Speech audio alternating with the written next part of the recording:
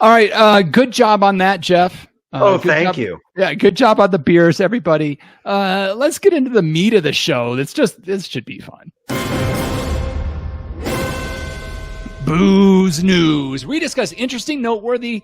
We really just need to take that part out because we've really gotten far, far, far away from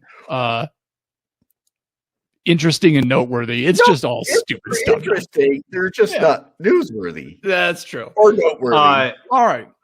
Or worthy. Yes. How dare you? How dare I? Not interesting, not noteworthy. All right. I guess I won't talk to anybody about the greatest event ever that is happening this very week live on YouTube, 11 a.m. Pacific, which also means 12 noon Mountain Time, which as well means 1 p.m. Central. I'm not sure what it is Eastern. If you're in Hawaii, you're fucked. I don't know. But live on YouTube this Thursday, March 11th. So pause for a second. If you're listening to the show on the podcast, you missed it. Yeah, it was yesterday. Streamed 24 hours ago is what it's going to say on YouTube when you look for this. It's just not the same. You think you're chatting live. Not the same. But this Thursday, for the audio only, sorry you missed it. I'm not going to give away what happens. This Thursday, Sierra Nevada is releasing, I guess John Ruyak said he got a sneak preview of this. They're releasing their triple IPA, Big Little Thing. It's in their Thing series, right? Like you've had the hazy little thing before. John, you like that beer? It's good, the Big Little Thing? Yeah, I've had it. We've had it here in New Mexico for a couple of weeks. Well, look at you. So it must have been a soft open, I don't know. It's smooth. It's really smooth. It's that time of year where folks are releasing their triples. Like I feel like Russian River, they kind of kick off triple season, and then they just kind of keep pouring in. I know, Lagunitas times their Waldo's special ale for $4.20, bro. But yeah, we're like kind of in that neck of the woods right now. But Sierra Nevada launching Big Little Thing triple IPA by literally launching a keg of Big Little Thing IPA from a trebuchet in an attempt to break the Guinness. See, there is a St. Patrick's Day thing to break the Guinness World Record for the longest item, 20 kilograms or more, tossed in a trebuchet. If it goes further than 253 feet, they will have broken the record.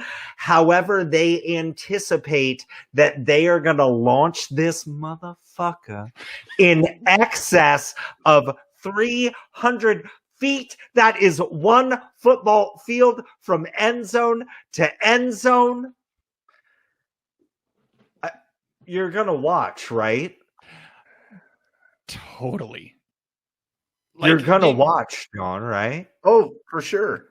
John, I have to ask, because you just seem like the type of guy who's probably built a catapult before. I've built a lot of things. I've never built a catapult, but I've watched a lot of pumpkin chunking on the I was going to say, you either that or you're a guy who watches a lot of pumpkin chunking marathons. Well, here's the thing.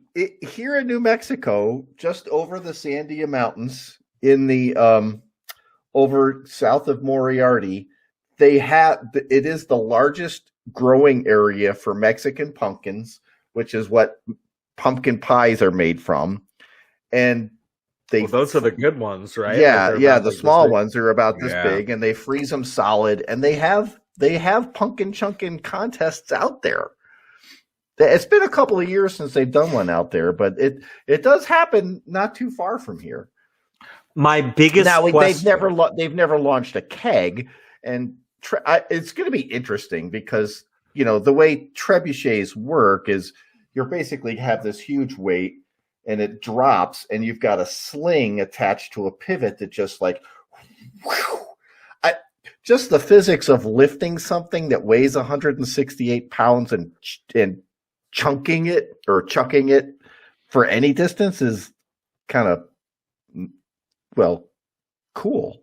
It's like they've got some videos of them testing it, and it is seriously impressive. Question.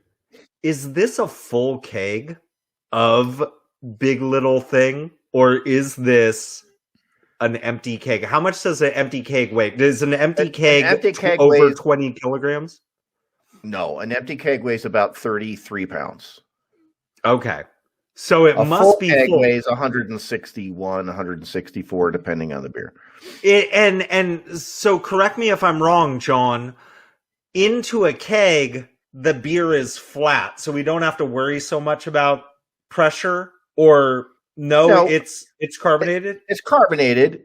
It's just when the keg is completely full, that carbonation doesn't have anywhere to go to create any additional pressure. So when you fill a keg completely, you can roll it down a hill and tap it, and nothing would really happen so much.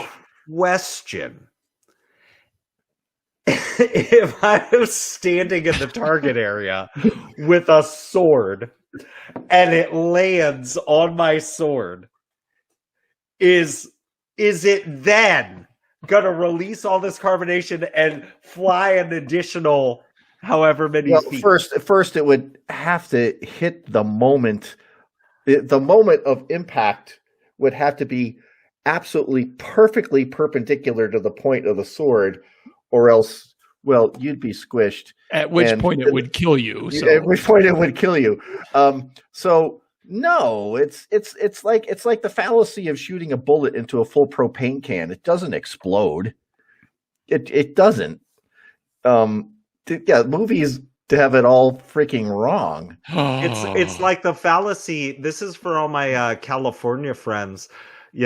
Everybody, I taught Parker early on, and I will teach Bennett and Weston as well, because everybody who grew up in California had a moment when an elementary school teacher told you that it was against the law to pick a California golden poppy because it's the state flower. Well, guess what, motherfucker? There's no law against picking golden poppies. There's a law against picking plants off of somebody else's property, but fucking pick away, dude.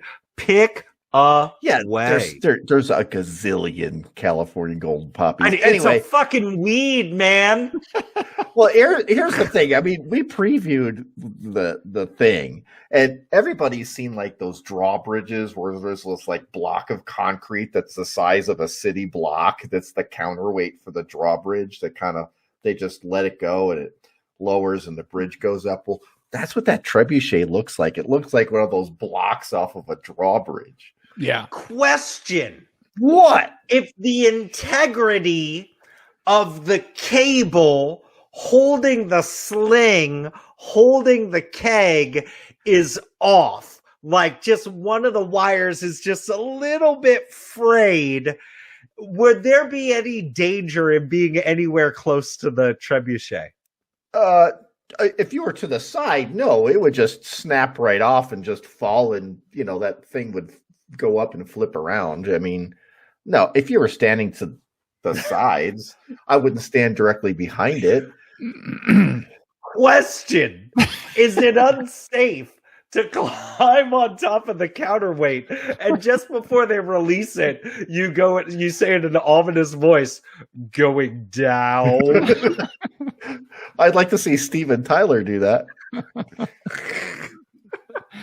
Any more questions to your own story, Jeff Sullivan? Question. Okay. Are they gonna tap the keg afterwards and if they break the record, are they going to spray it everywhere like champagne? I don't believe the keg is filled with liquid. What's it filled with? It's got to be filled with something. Something that makes it weigh at least 20 kilograms. Yeah, I don't have the information in front of me, but I remember reading this earlier this week, and I think, maybe it's filled with sand, maybe it's filled with something. But I guess if it was filled with liquid, it really wouldn't change anything in how it flies, because the liquid will all be centrifugally forced to the back of it. But I think that would it slow it down a little bit because of that transfer of liquid as it was launched. If it's like John's saying, if it's filled all the way to the top, it's but then it would be way too heavy, right? I mean, they want to be as molecules to one side, but it wouldn't.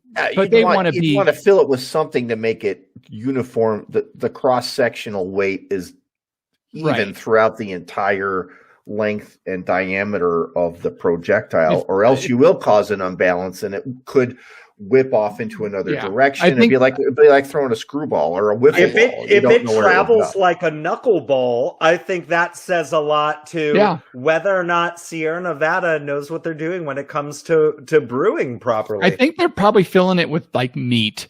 I think that's probably Lady Gaga's meat suit. Yeah. Maybe Jeff Solid. Maybe they fill it with liquid and then helium, so it's lighter, just to throw you off on a tangent. That's not at all how it works. I think if we're talking about meat-filled beer kegs, we should move on to the next story.